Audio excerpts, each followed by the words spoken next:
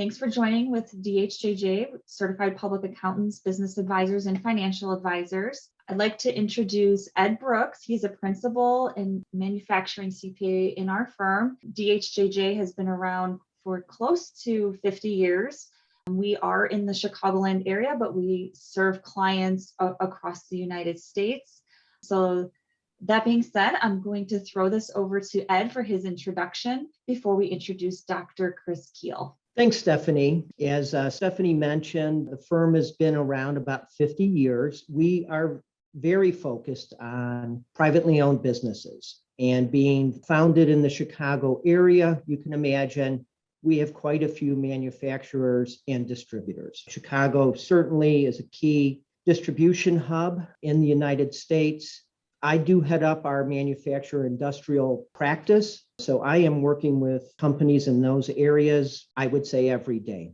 You know, the issues, the challenges, they're common across different industries. You know, the labor supply chain, whether it's, metal and fabrication, which is a strong industry, especially in the Midwest here, or it's making other products. We do seem to all have the same issues and challenges. Today, I wanted to kind of take you out of the day-to-day detail. How am I going to get that next order out? When is my material coming in?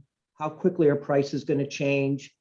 I wanted to pull you out of that day-to-day just a little bit to get a micro view of the world economy and a little bit of how it affects your business and where things are going. So I did see Dr. Chris Kuehl speak at the FMA conference in March. I was pretty impressed and really thought, this is some information our clients should have. I do want you to kind of hear at that macro level what is happening out there. So thanks for joining us today. Of course, I know you're going to get something out of this. I'm very excited to have Dr. Kuehl do this presentation. Dr. Chris Kuehl serves as economic analyst for the Fabricators Manufacturers Association, the FMA. One of his major roles at FMA is writing an economic e-newsletter titled Fabrinomics, specifically designed to aid business decision making by management and shop owners in the metal forming and fabricating industry. Chris is the managing director of Armada Corporate Intelligence.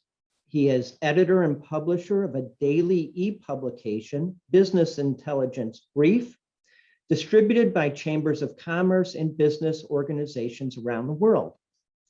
It deals with business and economic trends and how they affect strategic decisions. He also serves as the economist for the National Association of Credit Management and various state CPA societies. Chris holds a PhD in political economics, a master's in East Asian studies, and a master's in Soviet and East European studies. He was a professor of international economics and finance for 15 years prior to founding Armada in 1999.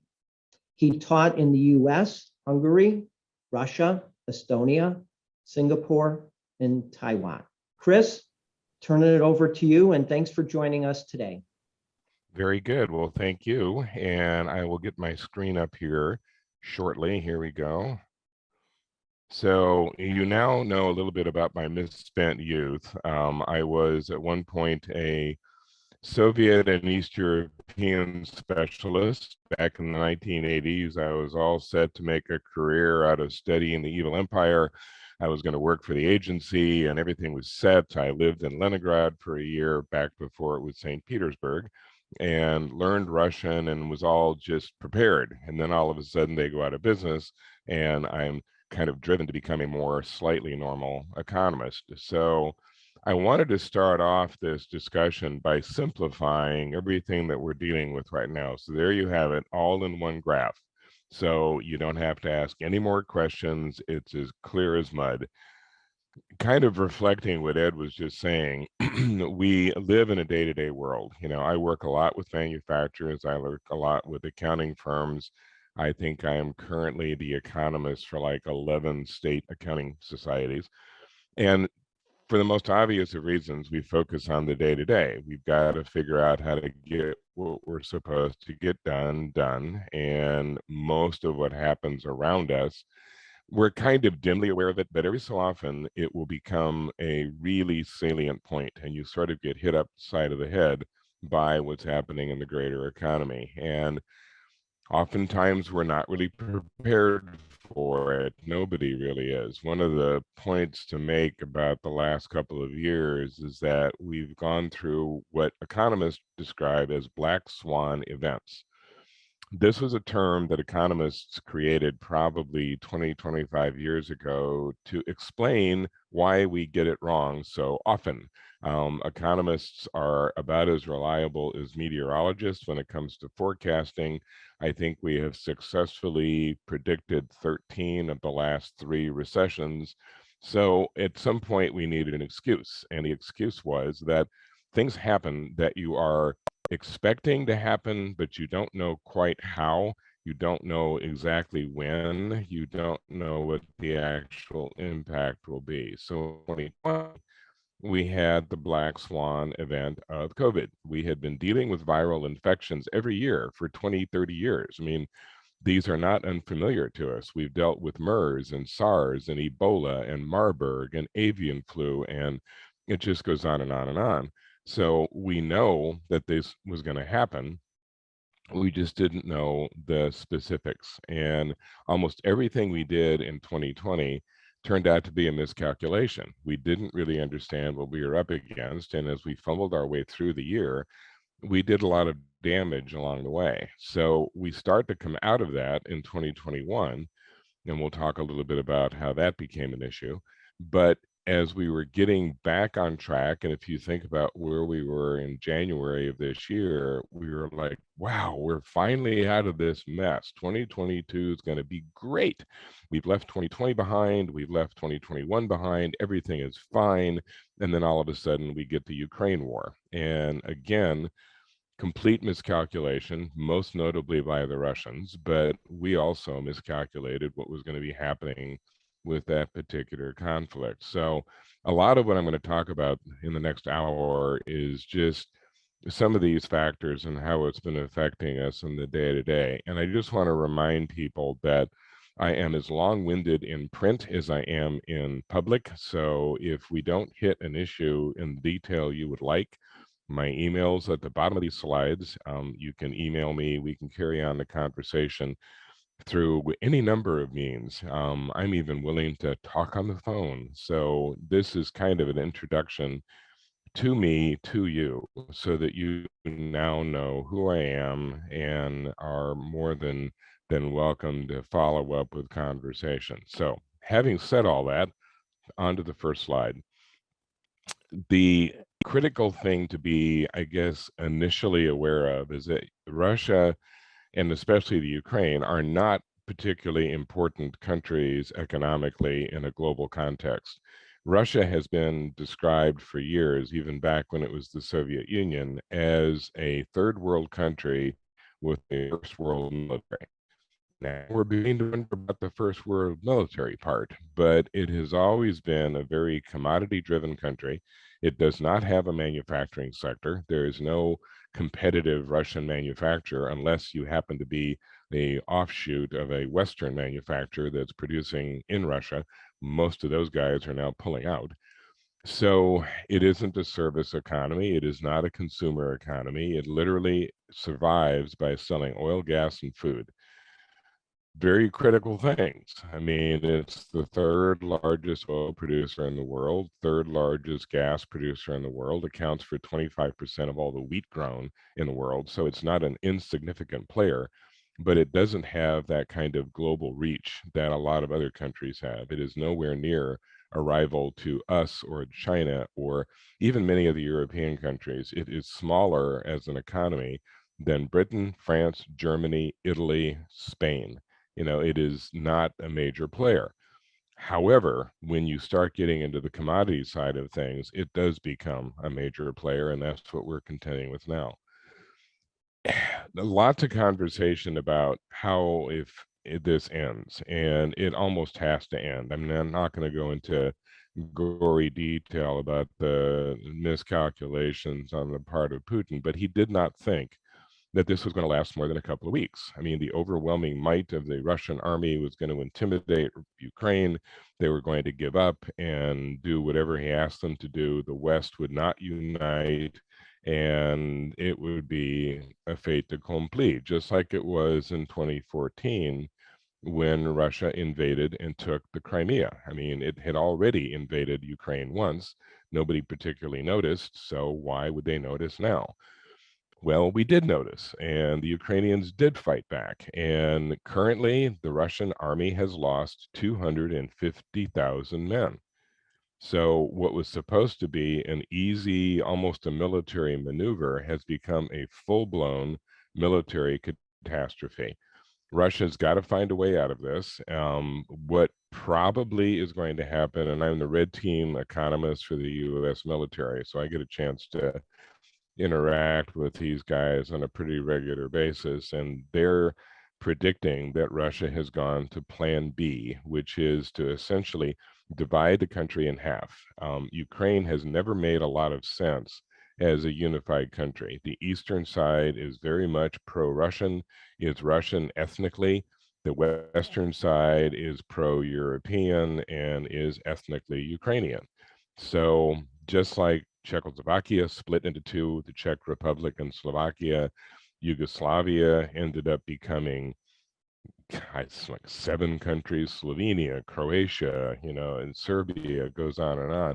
Ukraine may be split as well, with the western side staying more or less allied with Europe and the eastern side being absorbed by Russia. If that happens, and if you begin to get a decline in this tension, you're going to see some pretty automatic and rapid recovery.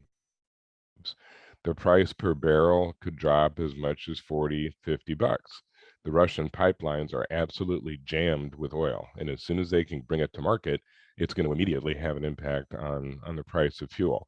That's one of the things, and we'll talk more about this, but that's one of the things that the oil sector is waiting for. They're like, look, we know that at some point this ends and that shortage of oil becomes a glut overnight. So we're not going to go crazy adding production when we don't know for sure that it's even going to be desired in another few months. Fertilizer prices will lose their value as well. Manufacturing materials could become overstocked in a hurry. So it is the potential for this flood of material coming on the market that has to some degree paralyzed the producers now. They understand that the demand exists today, but they're not sure about what's it going to be in July? What's it going to be in September? What if this thing ends soon? Could. I mean, it's not likely given the positions that the Ukrainians and the Russians are taking, but this is costing Russia dearly. It's beginning to undermine Putin's power. So at some point, he needs to get out of this mess. So the commodity issue has been driving everything globally, everything you can think of. I mean, natural gas up by 253%, fertilizer 126%, you name it. The price increases have been astronomical, 70% higher than they were prior to the pandemic. But as just pointed out, it's kind of artificial, and those productions are still intact. Russia is still capable of doing stuff, but it's just not moving. 70% of the oil that they have produced does not yet have a market. There's either no willingness to buy it because of various embargoes, or there's just reluctance on the part of the potential purchasers. The big deal was made early that China was going to buy Russian oil, which they are, but they're buying it at the price China set. China says, oh, we'll buy your oil, okay, for 40 bucks a barrel. We're not going to pay 110, 120, 130. Oh, no. We're not trying to help you. We don't care about you. We care about China. At the moment, you're in a bad position because you can't sell your oil to anybody else. So if you want to sell it, by all means, we'll buy it at the price we set. Steel prices have been a concern for manufacturers. I work a lot with manufacturers, and this has been one of all the metal prices have been driving people nuts. And part of the challenge now is that The steel producers are running out of material because of the war in Ukraine and the lockdowns in China, which we'll talk about in a minute. Little bit of hint of improvement in pipe and tube, but not a lot, just a little bit of softening. Most of the commodities in the steel class have remained high.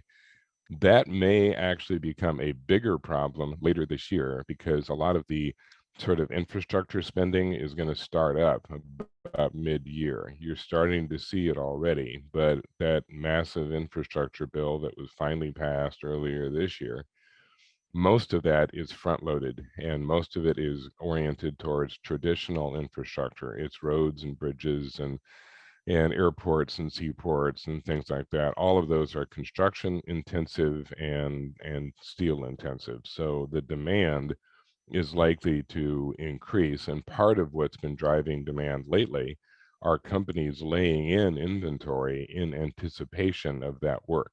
So they know that they're going to get hit with demand sooner than later, and they're trying to get the material they need in place now. The polite word for this is stockpiling. The impolite word for this is hoarding. Companies are doing what they can to bring their inventories up, maybe even beyond what they actually need. Impact on the global economy is obvious. Crude oil prices hitting records, gas prices hitting records, corn is up, metals are up. It's obviously going to be more of a problem for Russia than anybody else. The Eurozone, the UK, they're going to feel a pretty significant pinch. We're not.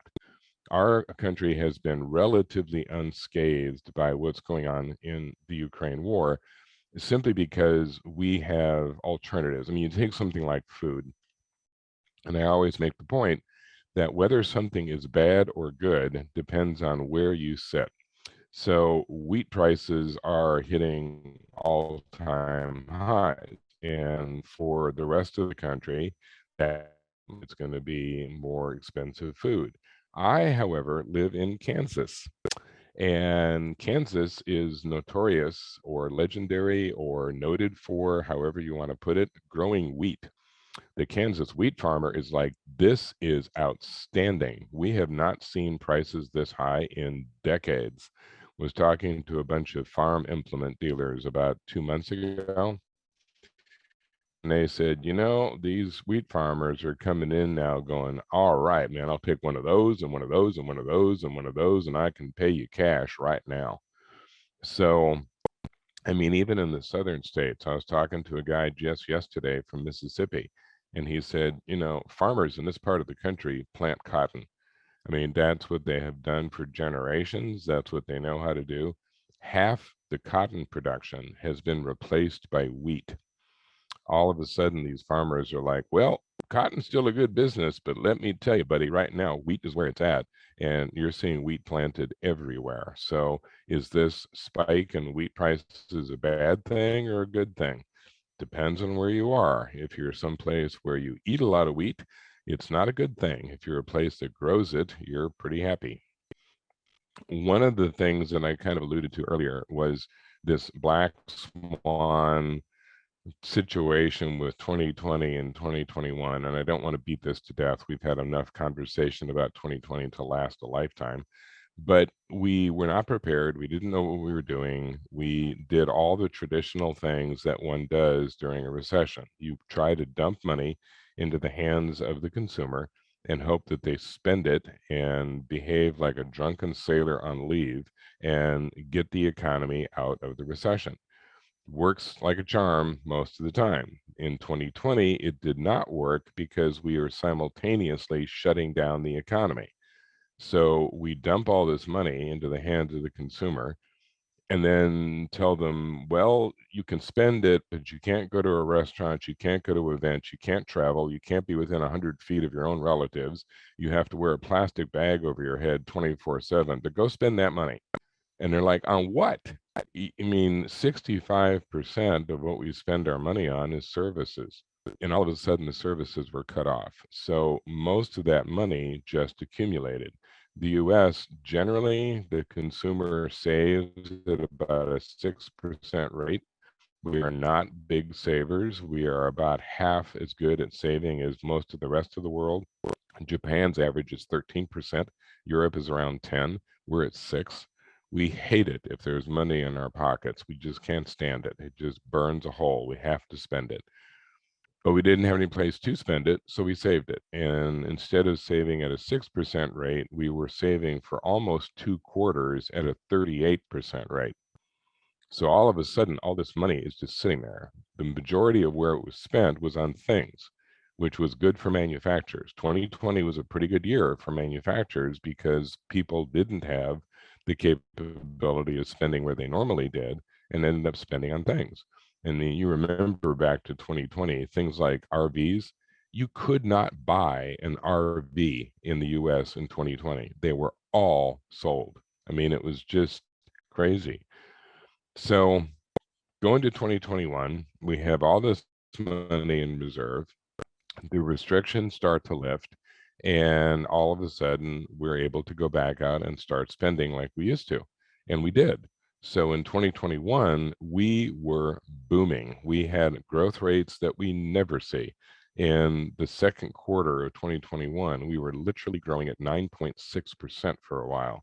We ended up slowing down, if that's the right word, to 6.5. We ended the year at almost 6.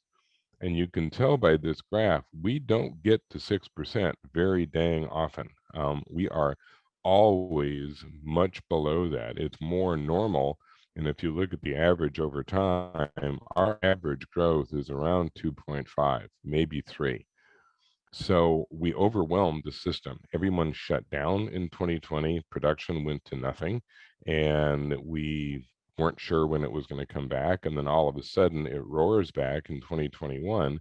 Nobody was ready. There wasn't enough production. Transportation was overwhelmed. Everything became sort of a frantic attempt to catch up. That led to the problems we're dealing with now. So inflation, labor shortage, material shortage, the supply chain breakdown, all of that is partially, if not a majority of the motivation coming out of that growth in 2021. I mean, you look at just the oil sector. In 2020, the per barrel price of oil fell to $6 a barrel. Nobody can make money at that. Nobody. And half the oil world just shut down, saying there's no point. Then the price comes back up because we're demanding again, but they'd already shut things down. And it took them a while to get back to full production. So an awful lot of what's going on right now is just a reaction to those 2 weird years. We had an artificial recession, which nobody was prepared for. And then we have this really dramatic recovery in 21, which we weren't prepared for. And now we're kind of reaping the rewards. The prediction going forward is that we kind of go back to a normal pattern by this year and next, that we're going to get back to numbers very similar to what we saw in 2015 through 2020. So 2021, bizarrely fast growing. We're not going to repeat that. 2022, we start to see the decline, and then we kind of level off at about 2023 levels, which are reminiscent of what we had prior to all of this nonsense taking place. So a lot of conversation right now about recession, what's predicting it, what isn't predicting it. You saw a lot in the media about the inverted yield curve. The only reason that this is used as an indicator of recession is that the bond market will look at what's going on with inflation and assume that the Fed is going to raise rates to deal with that inflation. If they do, then it affects the bond market. And if the bond market is affected negatively, then you begin to slide into a recession. But the critical thing here is that it's all based on an assumption. It's based on what they think the Fed will do. This is what the Fed is saying as far as recession. They're saying there's no more than a 6% risk as of a month or two ago.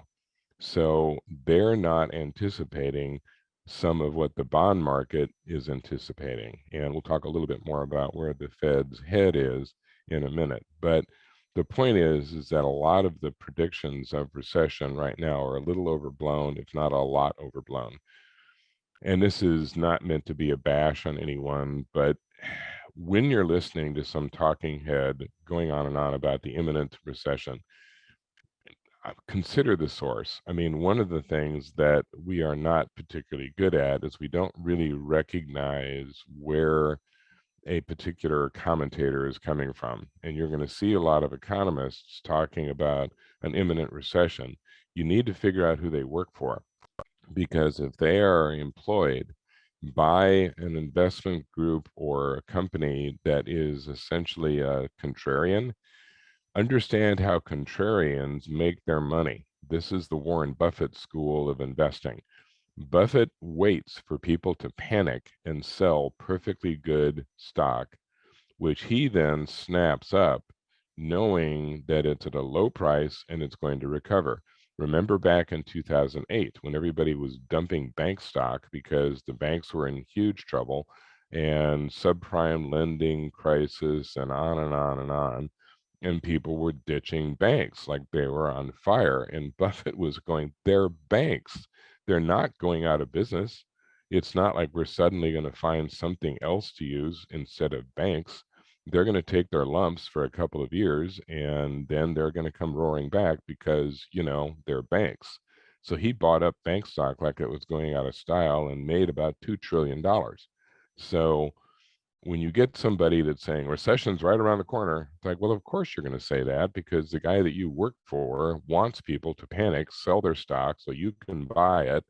And the more you scare people, the better. So I tend to be a little cynical about these things, but my mantra as an economist is follow the money. If you want to know why something is happening, figure out who's making money and who's not making money, and that's going to give you more answers more often. So we are literally expecting inflation to start to fall. It is critically dependent on one thing, and that's the oil and gas situation, and that's dependent on Russia. If we start to see movement in the energy sector, inflation will fall, because right now, inflation is 70% driven by the supply chain crisis and oil and gas, which is one of the reasons the Fed doesn't really have a lot of options right now. You hear a lot of criticism. The Fed should have raised interest rates. They should do something. For God's sakes, inflation is horrible. And the Fed comes back and says, are you laboring under the impression that we can control oil supply? Are you laboring under the impression that somehow we, the Fed Board of Governors, can convince China to give up this zero tolerance policy on COVID and start shipping again?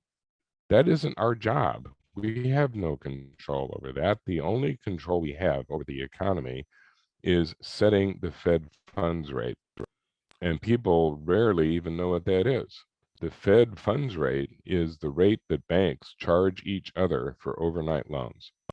Every single day, every bank in the country makes loans. They issue mortgages, they do commercial lending, whatever it is, and they rarely have enough money on hand to cover that commitment. So they are required by law to have a certain amount of deposits to cover any of these decisions. And so at the end of the day, when they realize that, hey, we issued a bunch of mortgages and a bunch of commercial loans, we don't have enough money to cover it, they borrow it from another bank. And they borrow it at extremely low rates. It's just a way to kind of keep the system working. That's all the Fed can control. So if they change the Fed funds rate, raise it a little, lower it a little, it has a cascade effect. It moves through the entire banking system. Eventually, usually within days, sometimes it takes longer, but prime rate changes and mortgage rates change and credit card rates change. It's not automatic, and all the banks have the option of either delaying or accelerating that process, but it's a very indirect control, and it has no bearing whatsoever on things like oil supply and supply chains. So the Fed is like with the rest of us. They're sitting back watching what's going on with these things that are really driving inflation and feeling a little bit powerless about it. They try to explain that, look, we're just like you. We're waiting to see what Putin does. We're waiting to see what Xi Jinping does. And once they make decisions, then we'll react. So here's what the Fed is expecting to do by the end of this year. They're not looking at radical interest rate hikes, at least not at this point. They're not even really talking about it. They're talking about being somewhere between 2 and 3% by the end of the year. Quite honestly, I'm not higher than we've seen since 2008. But look where the rates were prior to 2008. We thought it was normal for interest rates to be between 5 and 6%, and they had been for a decade prior to that. The unusual part has been the last few years. So the Fed is kind of going back to what it normally would be expected to do back in the day. Now, a couple things to watch, and I know you're all eager Fed watchers, aren't we all? I know you faithfully read the Fed minutes every month when they come out. I know that you devour the beige book whenever it's printed. That's probably not true, but those of us who are economists get to do that extremely exciting stuff. But if you look at how the Fed is set up right now, the group that makes the decision about rates is called the Open Market Committee. The Open Market Committee is made up of the Board of Governors and 4 regional Fed presidents that have 1-year terms, and then they rotate it off. There are 12 Fed districts, and so every year you get a different 4. They have a tremendous influence because they're kind of the eyes and ears of the Fed. They're the people out in the real world and are reporting on what's happening in their district.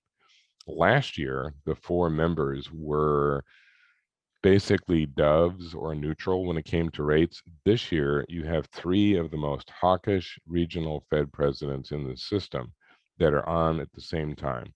So you've got Esther George, who is from my city's Fed, Kansas City Fed. Esther is this charming, soft-spoken, middle-aged woman until the subject of inflation comes up, and then she looks like something out of The Exorcist. Inflation is evil. She wants rates up, not drastically, but she will always be pushing for slightly higher rates. Back in 2008, when the rates were dropped to 0, the man that ran the Kansas City Fed was Tom Honig, and Tom was the only dissenter on that decision. It was an 11-to-1 vote to lower the rates, and he was the one. Esther is his disciple. And when Tom retired from the Kansas City Fed and went to work for the FDIC, Esther took over and has continued his trend. She will be joined by Loretta Mester from the Cleveland Fed. Loretta used to be the head of research for Charles Plosser at the Philadelphia Fed. Plosser was the most hawkish regional Fed president in history. He used to say that an average rate should be 15%, which everybody went, for God's sakes, Chuck. I mean, that's going to destroy banking. And he goes, I don't care. Borrowing is bad. She's not as radical as her mentor, but she's, again, a hawk, and she would like to see rates a little bit higher. They are joined by Jim Bullard from the St. Louis Fed, who kind of runs hot and cold. Sometimes he's dove, sometimes he's hawk. Right now, he's a hawk. The 4th member is not coming on until midsummer. Eric Rosengren from the Boston Fed was supposed to be the office holder this year. He retired early, and they chose his replacement, Susan Collins, not the Susan Collins from Maine, but an economist from the University of Michigan. She will not take her position until probably June or July, so she won't be participating. And even once she comes on the board, she's not really a monetarist as economists go. She's more international. So she may not play a huge role. We may not know whether she is hawk or dove for all. But the bottom line is the Fed is currently not overreacting. They are basically saying we're going to push rates up a little, 2.3, 3%, but we're not thinking 5 or 7 or 10. I heard some nut job saying the Fed is going to raise interest rates to 20%. It's like, oh, for crying out loud. That is not even in the realm of possibility. Quit saying that in public. But economists have a tendency to get a little excited. One would not think we don't have that reputation, but occasionally we do. So at the end of the year, without waiting for that green line, we are going to be in the upside. We are going to get back to our pre-COVID trend. We're not there now. We're now looking at the downside. But the good news is that even with the downside, we recovered to where we were prior to 2020. So we have left that recession behind completely. The question now is how fast we grow from here. And the indication at the moment is that not very fast. We're going to be below trend and we'll be struggling to get up to that level even by next year or the year after. Couple pieces of good news just because we need it these days, particularly for manufacturing. And I don't really have to explain to you the importance of manufacturing, but I seem to everybody else. For some reason, and I don't yet really understand, this country concluded, or a lot of people in this country concluded, that we are no longer a manufacturing nation. And that absolutely drives me crazy because we really are. I mean, when you look at manufacturing in a variety of different ways, for example, by value, the United States accounts for 40% of the value of global manufacturing. 40%. China for 10. That sounds just like insane. I mean, China is this massive manufacturing presence, but the thing is, China makes cheap consumer goods. We make expensive industrial goods. We make airplanes. We make road building equipment. We make railroad engines. We make very, very expensive, very, very sophisticated stuff, which has much higher value than the stuff that's made in China.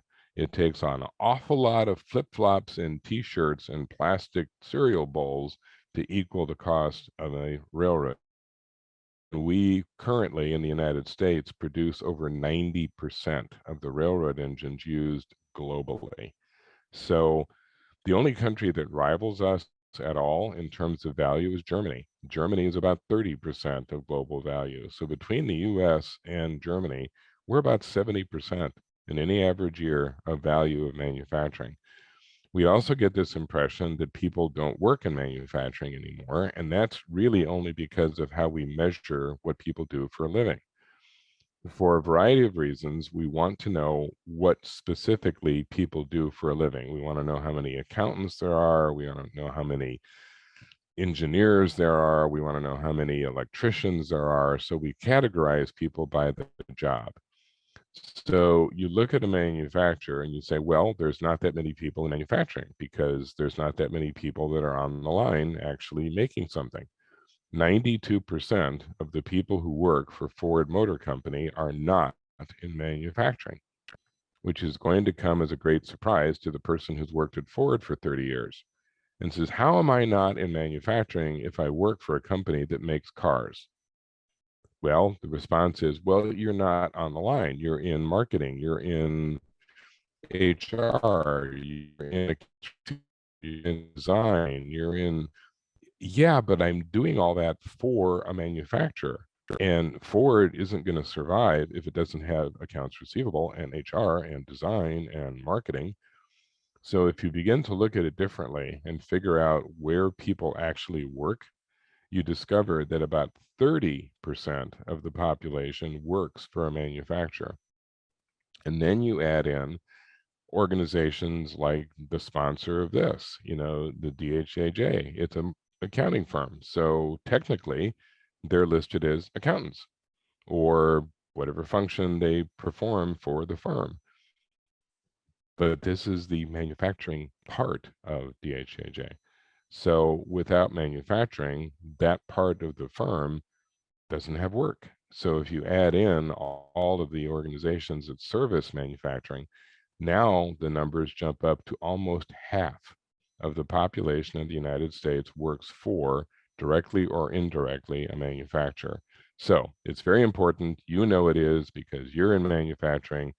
Somehow we don't get that communicated broadly enough. And we also don't let people know, particularly politicians, that 75% of the manufacturers in the United States are small businesses. They have 25 or fewer employees. And trying to get across to people in political office, because the regulatory attitude and the taxation attitude, well, they can they're small companies. They cannot endlessly handle more regulation, more taxation, more limitations, and still remain profitable. Enough of my rant, and now on to other things. So here's the PMI. You're all familiar with it. You've seen it for years. The good news is that it's been trending very positive for a very long time, 10 to 20 years. And when you learn to read the PMI, it's simple. Anything over 50 is expansion, anything under 50 is contraction. The thing that makes the PMI so useful is that it's honest. A lot of surveys aren't. If you look, for example, at the Consumer Confidence Survey, which is one of my least favorite surveys, you get a phone call in the middle of the day. Are you feeling confident? Sure, I guess. I don't know. Why are you asking me? We learned that people are more confident on Fridays than they are on Monday. Who would have known? You ask a purchasing manager, are you buying more or less steel? More. How come? I don't know. I don't even know what we make, man. They told me to buy more steel and we're out of toilet paper. I'm the purchasing manager, dude. I just buy what they tell me to buy. I don't know why they want me to buy it. I don't care why they want me to buy it. It's my job to find a good price. And that's it. So if you want to know if I'm buying, I can tell you that. If you want to know why, I have no clue. So it's honest. It's just 100% honest. It's just you're buying more, buying less, buying the same, and it gives you a track. You can see exactly what happened in 2020 and 2021 just by looking at this chart. We crash and burn in 2020, have the lowest levels we've seen in decades, then come roaring back in 2021 because we're all frantically buying inventory to make up for the increase in production that's been in demand and the fact that the supply chain is not reliable. We get to a point where we bought the inventory that we think we need, and we start to shift back to more normal numbers. The press was going nuts about this 2 weeks ago, saying there's been a decline in the PMI. Yeah, from a record high, and it's still higher than it has been in the last 10, 15 years. So why are you panicking over this? I mean, it is obviously still a very robust index. And if you look at it globally, there's only three markets in the entire world that were contracting: China, Russia, and Mexico. Go figure. Mexico is constantly getting in its own way, but even though they're under 50, 49.3, they're almost at the point where they need to be. Russia's declining quick for, I wonder why reasons. And China, same way. China's been affected by its zero tolerance approach to COVID. Global supply chains are beginning to adjust. You're seeing a lot of growth coming out of the ASEAN nations because they're picking up the slack. They're taking over for where China has been dropping the ball. And South America is beginning to fill in when it comes to commodities. So construction continues to be a big driver, particularly for manufacturers. Residential is still up, even though it's come off its peak, it's up 18%.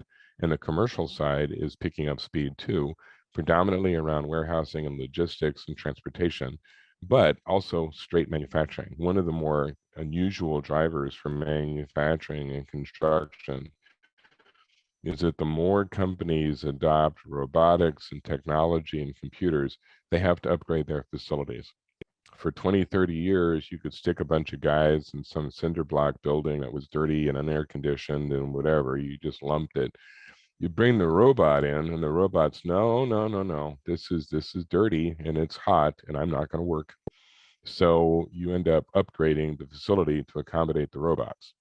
And the employees are like, are you kidding me? You made me work in this mess for 30 years, and now the robots aren't happy.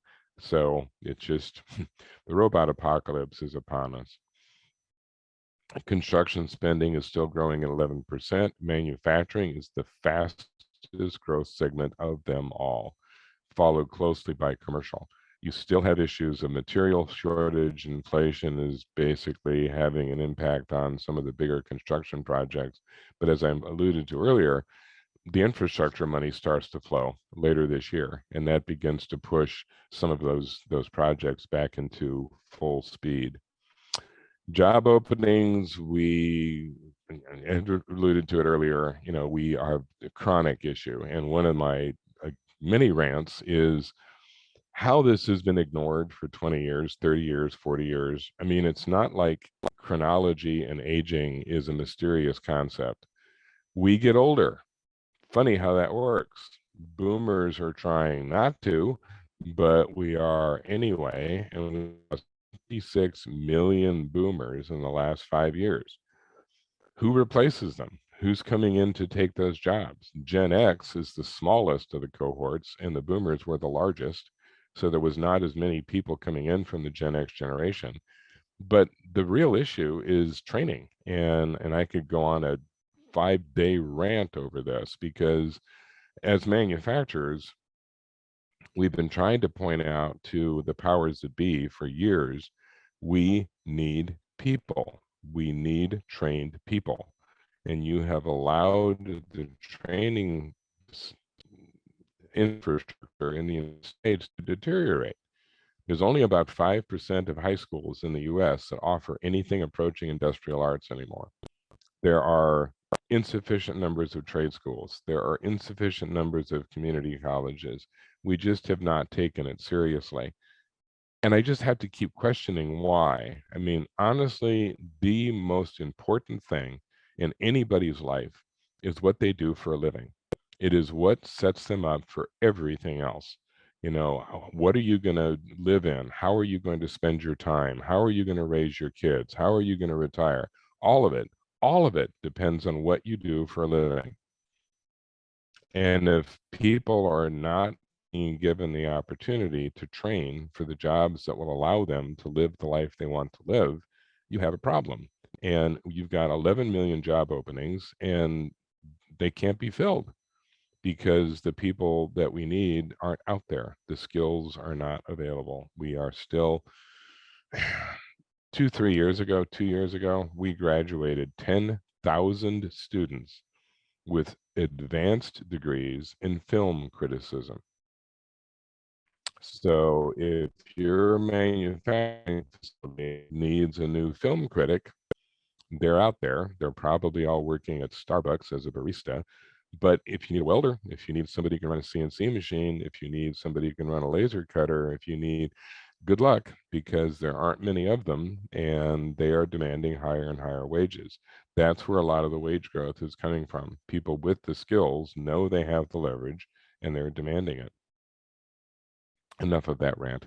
So we are beginning to see a recovery back to that normal business inventory sales ratio.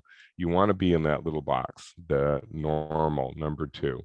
And the only sector that's really getting close to being in cycle at this point is manufacturing.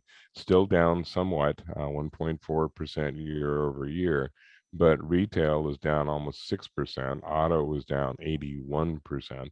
So it's still a work in progress. We're still getting back to the point where inventory levels match up with sales. We had a tremendous overstock situation because of 2020. Then we were very much understocked because of the recovery in 2021. We're now starting to get back to where we're supposed to be.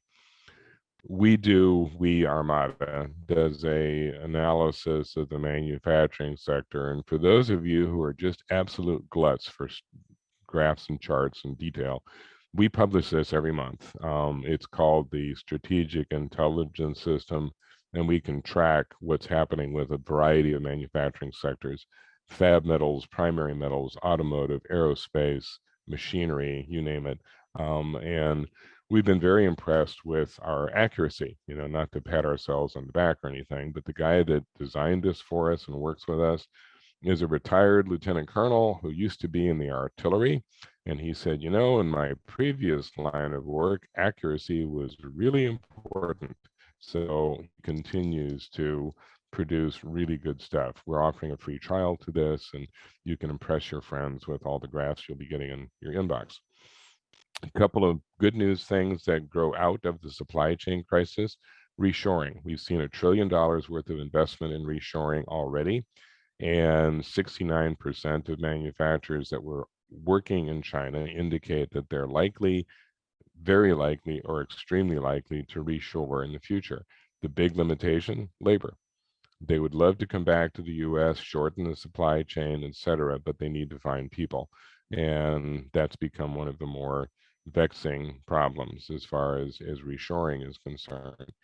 But good news for the Midwest, and a lot of you are in the Midwest, and the remark was made earlier by Ed about the transportation. Largest rail yards in the United States are Chicago and Kansas City. And recently, a big railroad acquisition was made. Canadian Pacific bought Kansas City Southern. Kansas City Southern has the best penetration into Mexico, and they control a port in Lázaro Cárdenas, which is not nearly developed. The intent of this merger was to divert freight from the West Coast to the middle of the United States. And the prediction has been between 800,000 and 1.7 million additional containers coming into the US middle per week. So if you think you've seen a lot of distribution centers being built, you've not seen nothing yet. Oil prices probably around $100. Some have them a little lower, some have them a little higher. This is going to be the forecast until the Russian oil starts to come back on the market. If you look at the real issue with fuel right now, is diesel. The inventories are way down. Levels are 22% lower than they've been over the last 5 years. This affects transportation. You're hitting it already. A lot of transportation providers have already had to raise their prices dramatically, and they're not sure they'll even be able to keep up that pace. Office utilization still lagging. About 43% of us are going back to our normal behavior as far as the office is concerned, which means that some 60% aren't. A lot of it depends on the business that you're in. I mean, manufacturers never did have the luxury of working remotely. I mean, it just doesn't make sense. But a lot of the service-oriented sectors could. And so law firms, accounting firms, and the like, more comfortable with the remote approach, frustrated with some of the challenges involved with doing that remotely.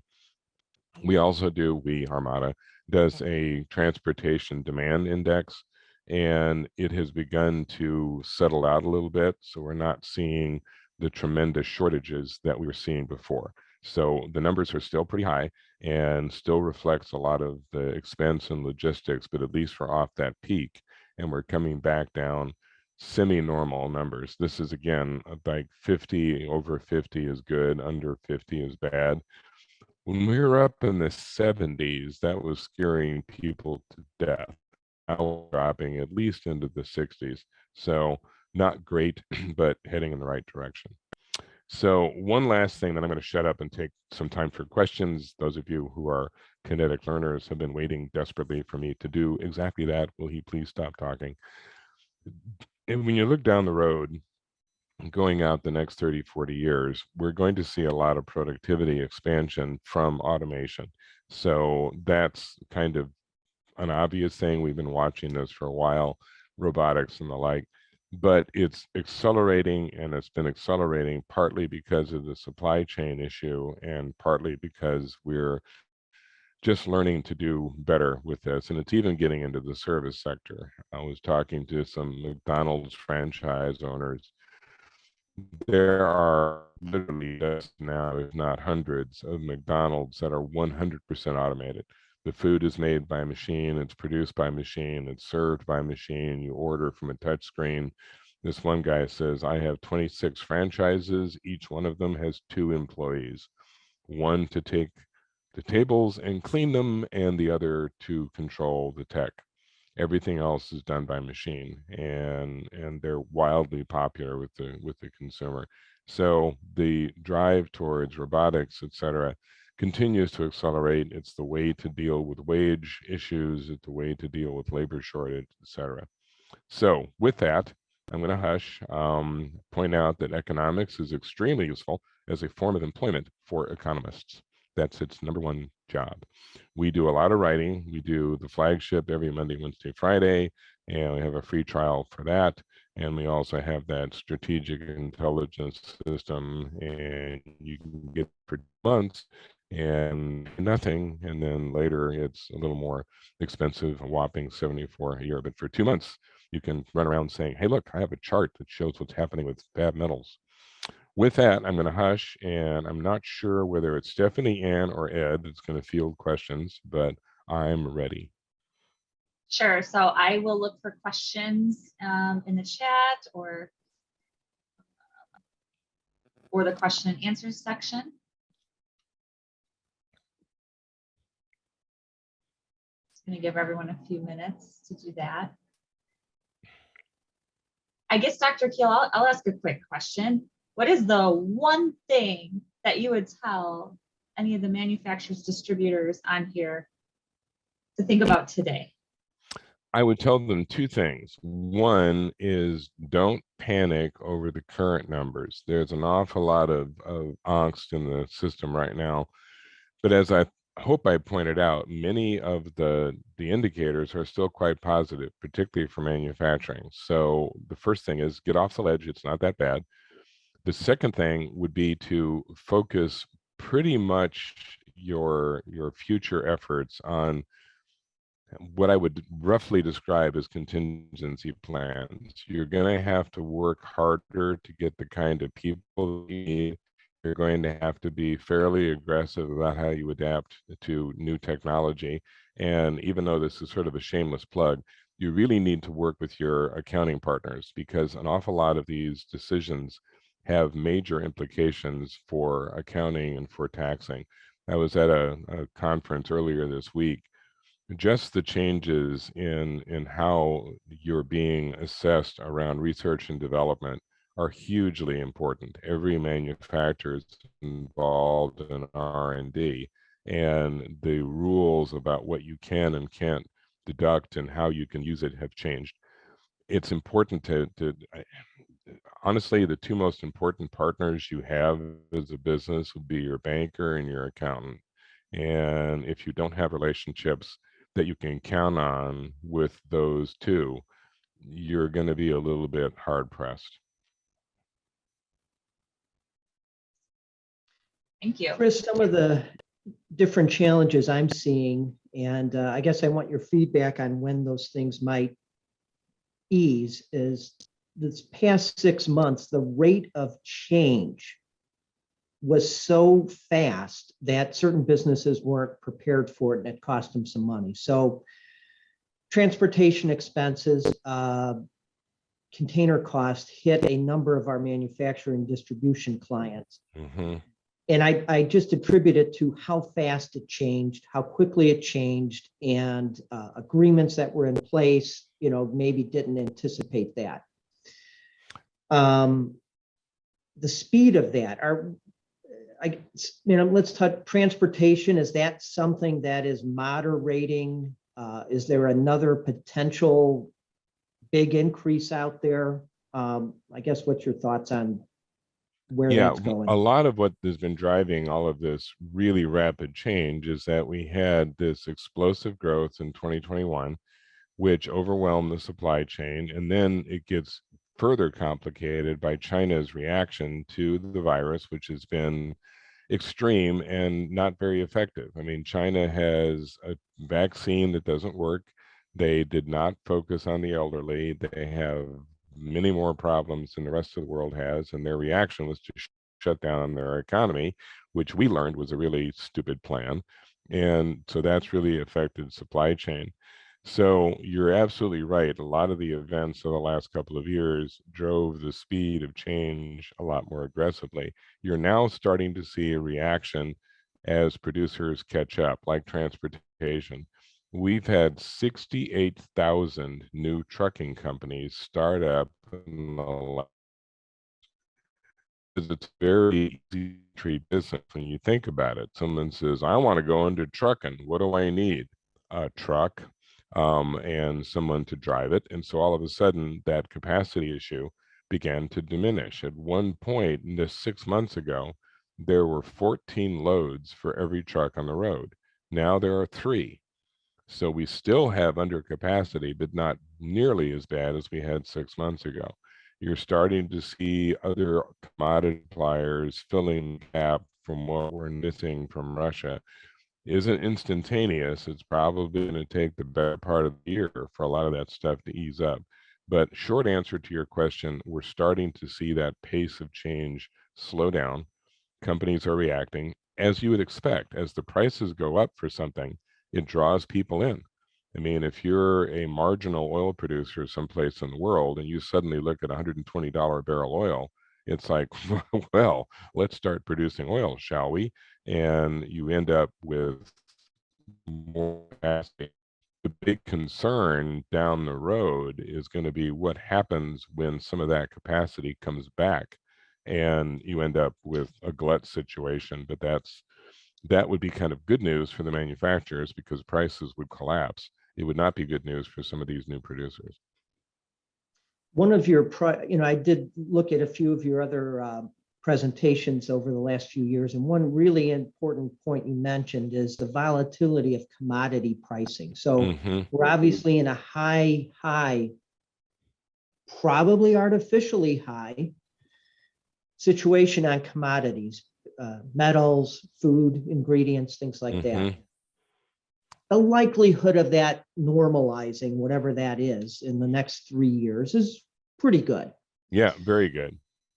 So in the short term, our manufacturers obviously need to understand that today's environment is probably going to change dramatically on the commodity price. But I think something that hit me, and I kind of knew it, is the labor side.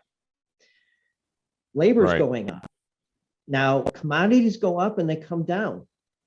Labor goes up and it really never does come down, not like a commodity. So our oil, our material costs they're going to rise, they're going to fall. I would anticipate a potential for pretty dramatic decreases in some of these commodities as you get the glut situation. You mentioned the Russia, once they're able to sell again, we could see almost immediate drops, significant. The labor side, I guess that's just something we're going to have to live with. That is not a short-term issue. We have a question that came in, and is there anything being done at the root level, like in high schools, to overcome trade skill shortage in labor? Yeah, there's a real good connection between those two because, Ed's absolutely right. I mean, the commodities, they go up, they go down. As soon as prices go up, it draws people into the market. We know that. We've seen it for years. Labor is very different because it's very difficult to go to the person that you started to pay more and say, well, things are better now, so we're going to cut your salary. Once it's up, it stays up. And we don't have enough people coming in to fill the current need, much less the future need.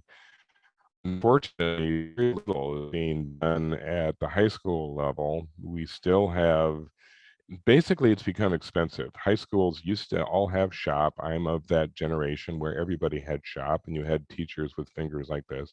And you basically just went to the class and you learned to make an ashtray. Nobody does that now because it's too expensive. Back in the day, you filled the room full of some drill presses and a lathe and you were good to go. Now it has to be CAD and technology, and schools can't afford it, so they don't. So we don't have much in the way of training for that kinetic learner. I made a joke about that a minute ago, but 25% of the population learns with their hands. And we're not serving that population at all well. And we don't have anything on the horizon that indicates we're going to. So we don't have enough trade schools. We don't have enough community colleges. And it puts the training burden on the manufacturer. But as I said, manufacturers are small businesses. They don't have the capacity to start hiring people who can fog a mirror and then train them to be a technically proficient worker. So it's a long-term crisis, and it has been building for years. And every time I get the ear of a politician, I'm saying, are you deliberately ignoring one of the most pressing problems to the US economy, or are you just not hearing me? It's like, you, Mr. Politician, can do something about this. You've been able to do something about this for 30 years, but you don't. And I don't know why. I really don't. And I'm kind of beside myself with frustration, saying, all the different things you find to worry about, this is key, and you could actually improve it, but you don't. So it kind of depresses me that we're in that situation. We can't even use immigration like we have in the past because we don't need people with no skills. We need skilled people to immigrate to the US. And the last time I checked, there were not people assembling on the border yelling across to Texas, hey, I can operate a CNC machine. It's like we are competing for that same worker with every country in the world. Yeah, I see that same challenge. Not Yeah, I kind of grew up in the same era, Chris, and I'm a CPA, and I knew, I made ashtrays and lamps, and I did welding, and I Exactly. didn't really even want to learn those things, but it was just part of the curriculum. So, yeah, I don't know, and just getting young people to get exposed to those things. There's not a mechanism to do it yet. So I think we need to talk to our politicians about this issue. Yes, again, and it's and it really is a matter of exposure because kids often discover that they really like what is involved with manufacturing. They just never were exposed to it before. I mean, some of the schools that are looking at kids who are interested in technology and computer programming, well, you can either go up and learn how to put together a web page, you and 45 million other people, or learn to program a robot welding arm. Which is more fun? I mean, honestly, every time, we have connected at the FMA presentations, every time I go to FabTech, I just walk around like a kid in a candy shop looking what all these machines can do. It's like, holy cow. The sophistication of that world is beyond belief. And most people in the country have no clue. They don't know what's involved with manufacturing. The kids don't. But as soon as they become exposed to it, wow, are you kidding me? So, if there's anything that a manufacturer can do apart from pushing people to change, invite as many kids as you can think of to come and see your operation because I guarantee you they'll come out of it agog. And it's like they had no idea that that's what happened in that little building. Yeah, it is surprising. And I don't want to monopolize all the questions, but Stephanie, unless you get a bunch more, I'm going to throw one more at Chris. I have a number of companies I work with that are, they feed into the new distribution center market. Mhm. So I know you touched on that a little bit, and I was a little worried that construction of new DCs could decrease because we have higher interest rates and we Mhm. have higher material costs.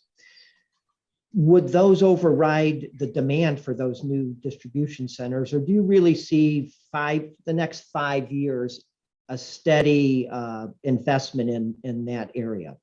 Yeah, you're seeing a little bit of reaction to the inflation, but not much of one. The demand has stayed very steady. I mean, Amazon alone has been responsible for 25% of the distribution, manufacturing, or construction over the last several years. And all of the trends keep pointing towards more and more of this because the consumer is comfortable with online, which is encouraging the FedExes and Amazons of the world. But more than that, you've got the reshoring phenomenon going on, which is encouraging companies to hold inventory. So the whole idea around just in time was that you didn't have to worry about inventory anymore. You just ordered your product and it came reliably from China or Vietnam or wherever. Well, that's not the case anymore. Just in time has broken down, and companies are now saying, well, if I'm going to be prepared, I need to have the parts and the assemblies I need on hand. But I don't have space for that. So I'm going to have to start building my own warehouse capacity. And so an awful lot of what's driving manufacturing construction is expanding their capabilities. So at least for the time being, DCs and warehousing and logistics centers and break bulk facilities are all going to be in high demand. They're going to be a little more expensive because of the expense of the inputs, And you're probably going to have delays because you don't have enough of the structural steel or whatever it is that you're needing for that facility. You're even seeing a little bit of a hang up when it comes to technology because these are all high-tech facilities and they're struggling to get computer chips right along with automotive and everybody else. So I think you will see a bit of a, not even a slowdown, but kind of a sluggish behavior where we do a lot of work with construction companies, and they're all basically coming back saying, our big projects are not being canceled. They're being postponed and delayed, but not by an indefinite period. They're basically saying, look, we need an extra 3 months, we need an extra 6 months to finish this project because of the shortages of materials, but we're not giving it up. And the person who's, or the company that's doing the building is not giving it up. They're just recognizing that, yeah, it's going to take me a little longer than I thought, either because I can't get the material or because I'm waiting for the prices to come down a bit, because to your point and my point, commodity prices do come down.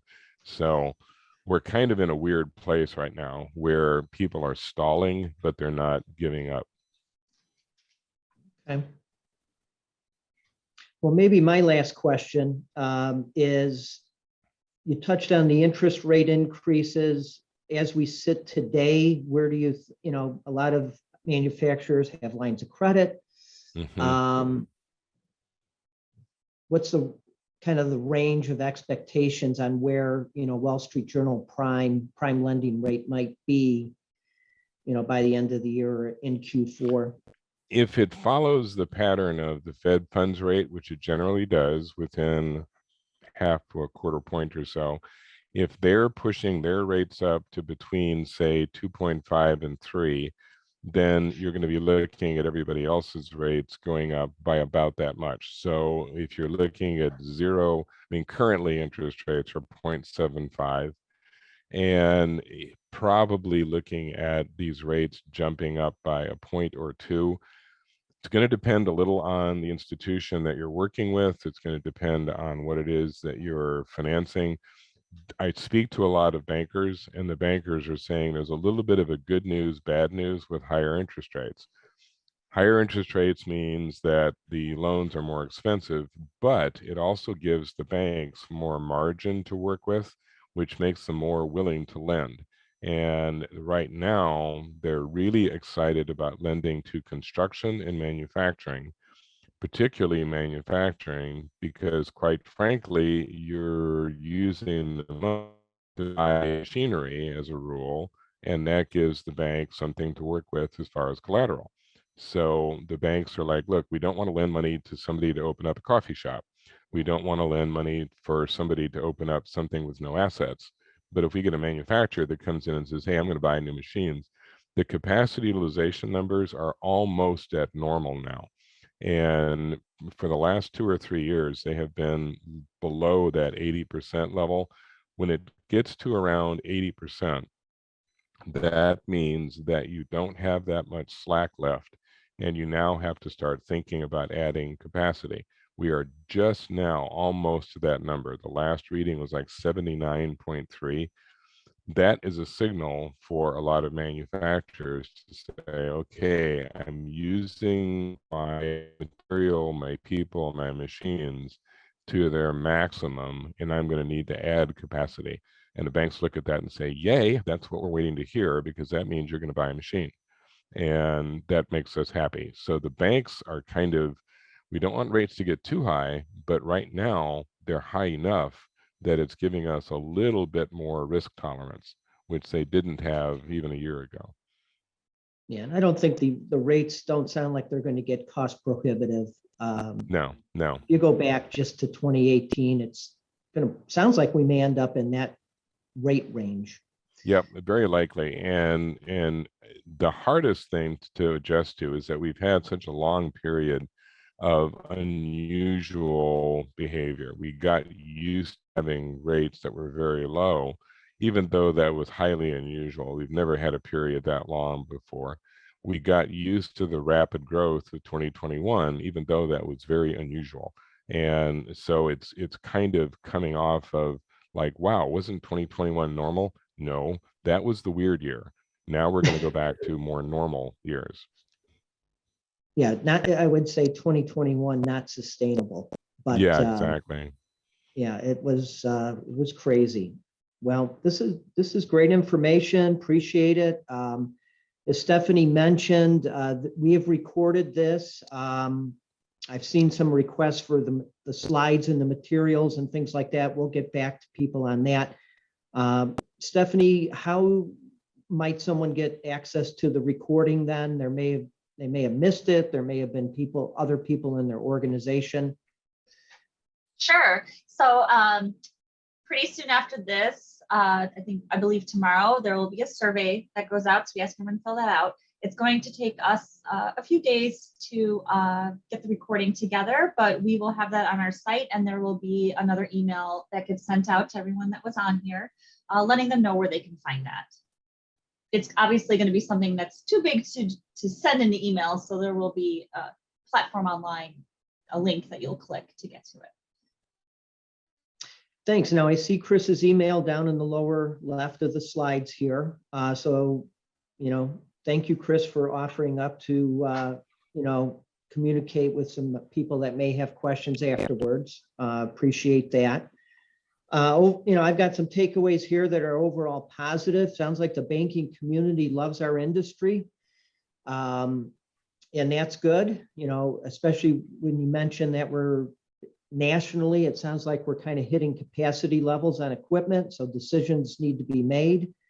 I'm hearing that, over a 5-year period, just in general, manufacturing looks like it's in a good place. It's going to have the labor issues to wrestle with. Those aren't going away. We're just going to have to figure out how to work around them, work with them, automate, things like that.